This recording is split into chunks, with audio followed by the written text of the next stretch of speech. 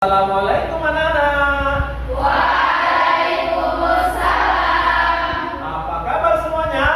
Alhamdulillah, luar biasa. Tetap semangat. Allahu Akbar. Masya Allah. Semangat semuanya? Semangat. Alhamdulillahirabbil alamin. Mari ketua kelasnya silakan pimpin baca doanya.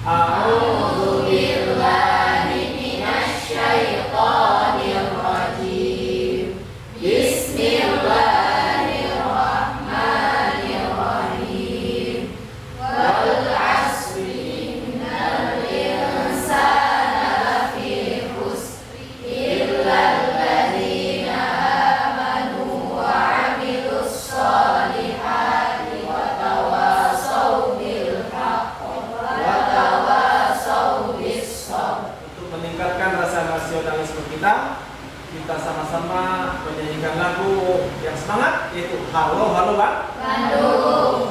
Halo Halo Bandung. Kota keindahan. Halo Bandung. Kenang-kenangan. Sudah lama kita tidak berjumpa dengan kau. Sekarang telah menjadi lautan api, mari bumi berebut kembali. Baik anak-anak sekalian, sebelum kita belajar, Ustaz mau absen dulu siapa saja yang hadir dan siapa saja yang hadir pada hari ini ya. Baik, kita panggil satu ya. Anissa hadir ya, alhamdulillah. Rahmawati hadir. Selfie hadir semua insyaallah ya. Alhamdulillahirabbil alamin. Sudah siap belajarnya? Siap. Kuncup. Mekar. Kuncup. Kuncup. Mekar. Kuncup. Mekar. Kuncup. Tangannya di atas meja. Oke. Kita akan melanjutkan pelajaran kita fikih. Kita sebelum memasuki pada bab yang baru, pelajaran yang baru, kita ulangi dulu pelajarannya yang minggu lalu ya, yaitu al-qawaid al-khamsah. Kaidah yang pertama yaitu apa? Al-umur bimaqasidiha. Al-umur bimaqasidiha, apa maksudnya artinya? Apa tujuan pembelajaran kita? Nah, tujuan pembelajaran kita yang pertama hari ini adalah yang pertama, dengan mengamati slide materi bahan ajar yang ditayangkan oleh guru, siswa mampu membandingkan kebenaran hukum Islam melalui penerapan kaidah al-yaqinu la yuzalu bisyakki. Baik, anak-anak yang berbahagia, yang tidak bahagia Bukan Ustaz. Jadi pembelajaran kita ini pertama kalian nanti akan mengamati, ya, akan mengamati, melihat, kemudian kalian nanti setelah mengamati, melihat, kalian mendiskusikan dengan teman-teman kalian ketika ada masalah. Setelah itu baru sebelum kita masuk pada pembelajaran kita hari ini, yaitu apa? Al-yaqinu la yuzalu bisyakki. Coba Ustaz mau tahu sejauh mana pengetahuan kita. Apakah kalian sudah pernah kenal atau sudah pernah dengar atau belum pernah sama sekali ya tentang materi ini. Coba Ustaz tanya, apa makna al-yaqinu la yuzalu bisyakki? Ada yang tahu? Oh ya, silakan. Al-yakin artinya keyakinan. Iya. Wa artinya tidak. Yuzalu artinya dihilangkan atau dihapus. Bi dengan syak ragu. Makna keseluruhan, keyakinan tidak bisa dihilangkan dengan keraguan. Keyakinan tidak bisa dihilangkan dengan keraguan. Baik ya. Kita masuk pada pelajaran. Silahkan Ustaz akan menampilkan video.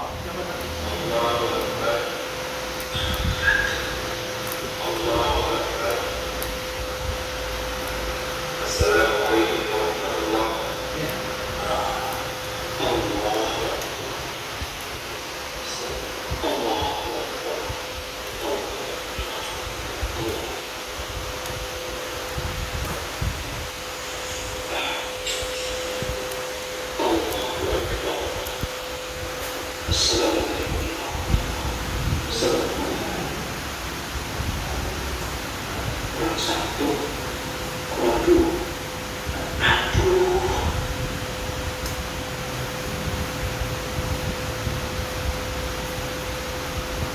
Alhamdulillah wassalatu wassalamu ala rasulillah. Pemirsa yang berbahagia, Baik anak-anak sekalian, setelah kalian tadi mengamati, mencerna, kemudian menonton dulu ya, mengamati video yang barusan ditayangkan, apa yang bisa kalian ambil kesimpulannya? Orang yang terlambat sholat. Apa? Terlambat sholat. Orang yang terlambat Sholat. Iya, ada yang lain lagi? Ragu jumlah rakaat sholat. Ada ragu dalam jumlah rakaat? Sholat. Ada lagi? Bingung apa yang dilakukan. Bingung apa yang dia lakukan. Jadi ada 3 masalah ya. Ada yang terlambat sholat, ada yang ragu jumlah sholatnya, dan juga ada yang bingung apa yang dilakukan ketika dia lupa jumlah rakaat sholat. ini adalah poin yang kedua dari Al-Quran, yaitu al-yaqin dan syak.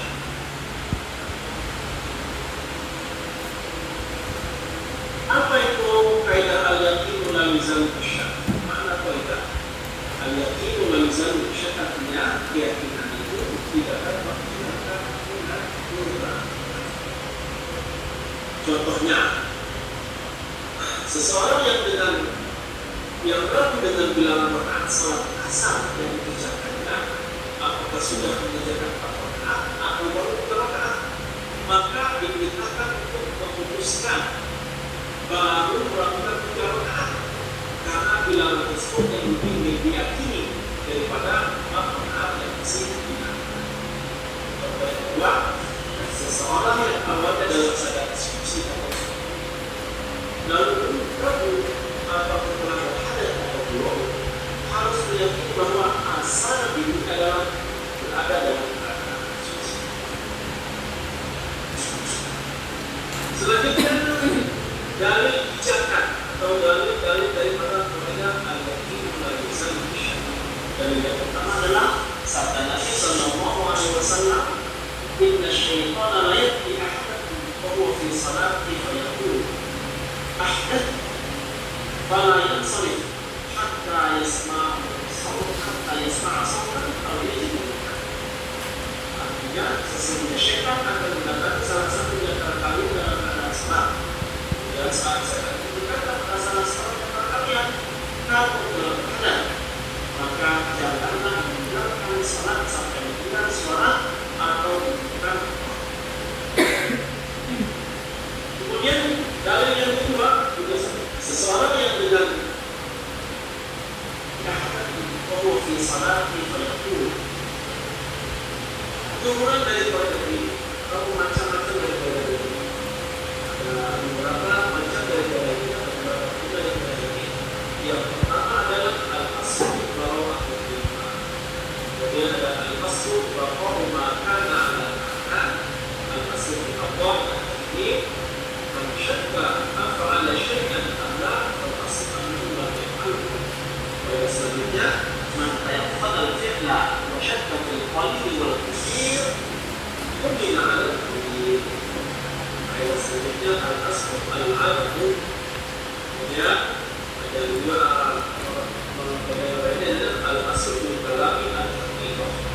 Dan poin lainnya al-asl fi kulli hadithin takdiruhu bi aqrabi sana. Baik, tadi kita perhatikan juga saja. Kaidah turun yang pertama yaitu al-asl bahwa makana al-makan. Maknanya adalah keadaan yang ada tapi keadaan sekitar. Maka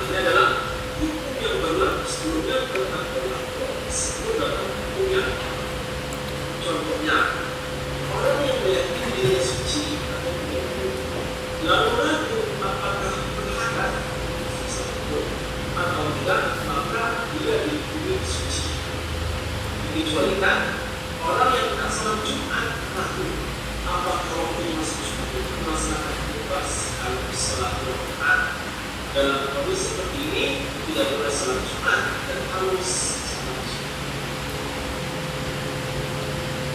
Kemudian kaidah kedua yaitu al-aslu bara'ah al-dhimma. Arti dari kaidah ini asal dari suatu adalah bebas narkoba, bebas dari menanggung hak-hak orang lain ketika hak-hak tersebut tidak menjadi hak penjelasannya berdasarkan kaidah. Baik, anak-anak SAS, kalian tadi sudah memperhatikan slide, memperhatikan juga video yang sudah saya tampilkan, ya. Kemudian kalian sudah amati, sudah kalian pelajari. Selanjutnya Ustaz berikan masalah kepada kalian yang bisa kalian diskusikan dengan kelompok kalian. Silakan kelompok 1, kelompok 2, kelompok 3 buat kelompok kalian, silakan.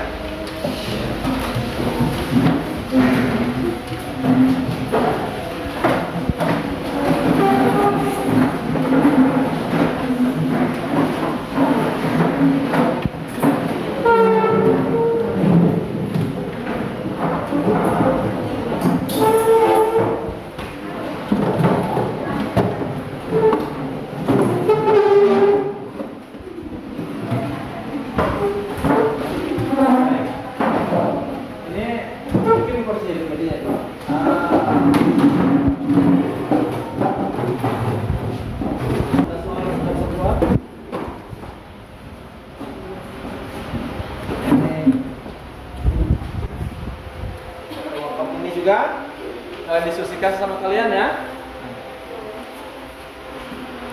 Ini juga baca.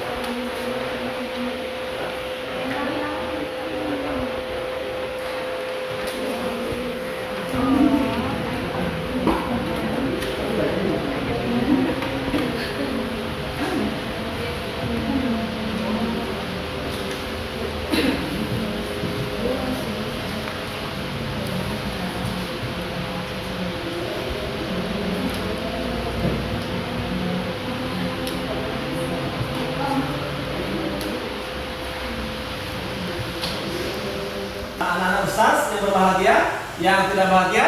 Bukan anak Ustaz. Kalian sudah diskusi dengan sesama kelompok kalian dari masalah-masalah yang sudah disampaikan tadi.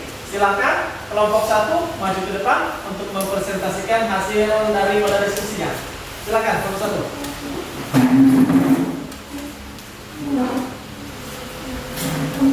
Bismillahirrahmanirrahim. Assalamualaikum warahmatullahi wabarakatuh. Waalaikumsalam warahmatullahi wabarakatuh.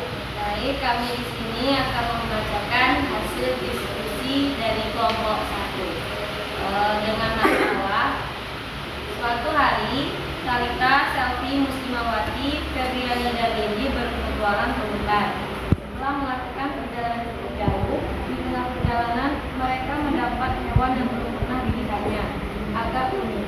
Berbekalan tinggal sedikit. Kalau dimakan terus, maka akan segera habis.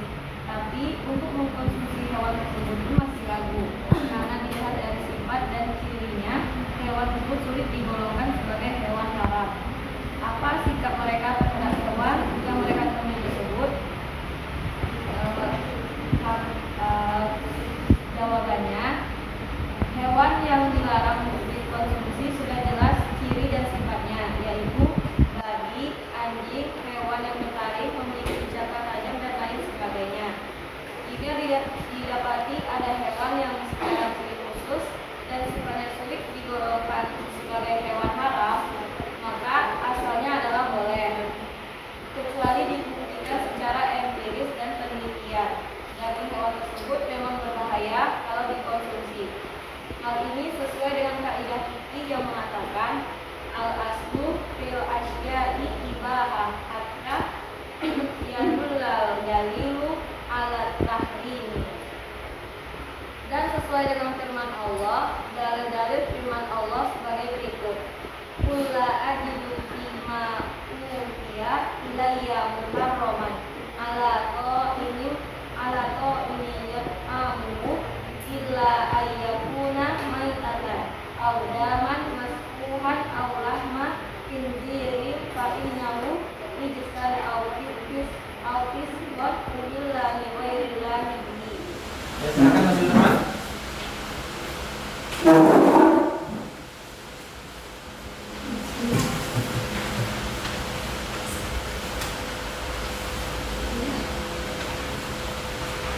Ya. Assalamualaikum warahmatullahi wabarakatuh. Waalaikumsalam warahmatullahi wabarakatuh. Baik, kami dari kelompok 2 akan menyampaikan hasil diskusi kami dengan masalah Sally sedang melaksanakan sholat zuhur, namun dia ragu apakah sholatnya sudah 3 rakaat atau 4 rakaat. Berapa rakaatkah yang harus dilakukan? Lalu pada akhir rakaat apa yang harus dia lakukan? Jawaban, dalam masalah ini ada 2 pertanyaan yang mesti dijawab. 1. Jika seseorang ragu dalam sholatnya, apakah sudah 3 rakaat atau 4 rakaat? Apa yang harus dia lakukan? Pertanyaan kedua, jika seseorang ragu dalam sholatnya, apa yang harus dia lakukan di akhir sholat? Untuk menjawab pertanyaan yang pertama, sesuai dengan diskusi yang dilakukan oleh kelompok kami, maka kami mengambil kesimpulan sesuai dengan teori yang telah dipelajari. Jawaban untuk pertanyaan pertama, jika seseorang ragu apakah sudah 3 rakaat atau 4 rakaat, maka ia harus mengambil yang lebih sedikit, karena yang lebih sedikit lebih yakin daripada yang lebih banyak. Maka pada kasus ini, Sally seharusnya menetapkan baru melaksanakan 3 rakaat. Hal ini sesuai dengan kaidah fikih man pada fi'la wa syakka fil qalili wal kathiru fil 'ala qalil. Orang yang yakin telah melakukan suatu perbuatan dan ragu tentang sedikit banyaknya, maka dihukumi baru melakukan yang sedikit. Sedangkan jawaban untuk pertanyaan kedua adalah jika seseorang ragu dalam sholatnya, maka di akhir sholatnya harus melaksanakan sujud sahwi, yakni sujud sebanyak 2 rakaat sebagai mungkin penyempurna dari sholatnya. Assalamualaikum warahmatullahi wabarakatuh. Waalaikumsalam warahmatullahi wabarakatuh. Kami dari kelompok 3 menyampaikan hasil diskusi kami dengan masalah Anis adalah seorang muslimah yang taat, selalu menjaga wudu, melaksanakan sholat fardu di awal, dan membiasakan sholat-sholat sunnah. Lalu suatu hari, pada jam 7 pagi, Anissa berwudu, lalu jam 10 dia ke musola untuk melaksanakan sholat duha. Tapi dia ragu apakah wudunya sudah batal atau belum. Apakah dia harus berwudu lagi atau langsung saja melaksanakan sholat. Lalu pada jam 12 azan dulu berkumandang. Dari tempat kerjanya ia segera ke masjid karena akan melaksanakan sholat zuhur dan melanjutkan dengan sholat zuhur berjamaah. Apakah dia harus berwudu kembali atau masih dengan wudunya yang jam 7 pagi? Sementara dia ragu apakah wudunya sudah batal atau belum. Dan cari jawabannya, orang yang meyakini dirinya suci lalu ragu apakah hadas bisa betul atau tidak, maka dihukumi suci. Maka pada kasus di atas, Anis tidak perlu mengulangi lagi wudunya. Anis bisa langsung melaksanakan sholat duha pada jam 10. Demikian pula dia bisa langsung melaksanakan sholat fardu dan sholat zuhur berjamaah. Hal ini sesuai dengan kaidah fikih yang mengatakan al-aslu baqa'u makana ada makanan. Artinya, keadaan yang ada menetapi keadaan sebelumnya. Maka kaidah di atas adalah bahwa hukum yang berlaku sebelumnya telah berlaku sebelum datang hukum yang Kita sampai pada kesimpulan dari pelajaran yang kita pelajari ya. Kalian tadi sudah lihat videonya, sudah lihat juga slide-nya, sudah diskusi juga kesimpulan dari yang kita pelajari hari ini. Silakan, ada yang bisa? Oke, silakan, Nanda. Kesimpulan yang pertama, kaidah al-yaqinu la yuzalu bisyakki. Artinya keyakinan tidak dihilangkan dengan keraguan. Oke, luar biasa. Oke, yang kedua, ada yang bisa? Oke, yang kedua. Dalil dari kaidah ini adalah sabda Rasulullah SAW, "Inna syaitana la ya'ti ahadukum wa fi salatihi fayaqulu ahadasta fala yansharif hatta yasma'a sautan aw yajidu rihan." Sesungguhnya syaitan akan mendatangi salah satu di antara kalian dalam keadaan salat. Kemudian syaitan itu berkata pada salah seorang di antara kalian, "Kamu telah berhadas." Maka janganlah meninggalkan salat sampai mendengar suara atau mendengar bau. Oke. Macam-macam dan turunan kaidah. Al-aslu baqa'u makana ala makana. Al-aslu bara'atuz zimmah. Al-aslu fil abda'i at-tahrim. Man syakka af'ala syai'an am la. Fal aslu annahu lam yaf'al. Oke, luar biasa. Baik, anak-anak Ustaz yang berbahagia, bagaimana pelajaran ini?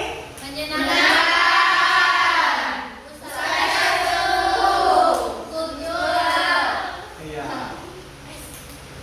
Ustaz mau uji dulu kalian sejauh mana pemahaman kalian.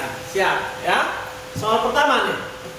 Arti dari kaidah al-yaqinu la yuzalu bisyakki adalah A. Keyakinan bisa diganti dengan keyakinan.